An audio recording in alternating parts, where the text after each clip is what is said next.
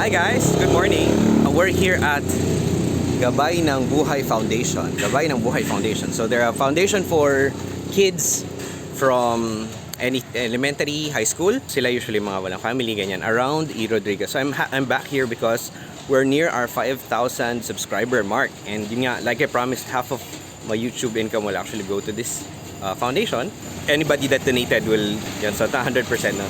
But right now I have here taho. So this is taho.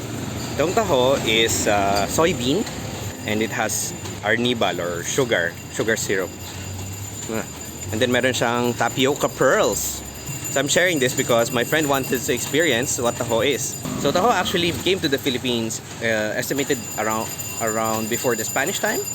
It's believed to have originated in China. But it's actually very important during World War II because one of the key features of this food is madali siyang i-peddle. So madali siyang dalhin at madaling i-ration yung soldiers. Another feature ng taho is it has several unique flavors that you will see. And I think ang pinaka-popular is yung strawberry taho, which is in Baguio. Oh, may sorbetero pa dun. Oh. It has definitely evolved on how it's being marketed. Before, how it was marketed was by carrying it over the shoulder. The vendor was selling this was using a wheeled vehicle. Very ragtag. Kuya, magkano yung cotton candy? 10. 10.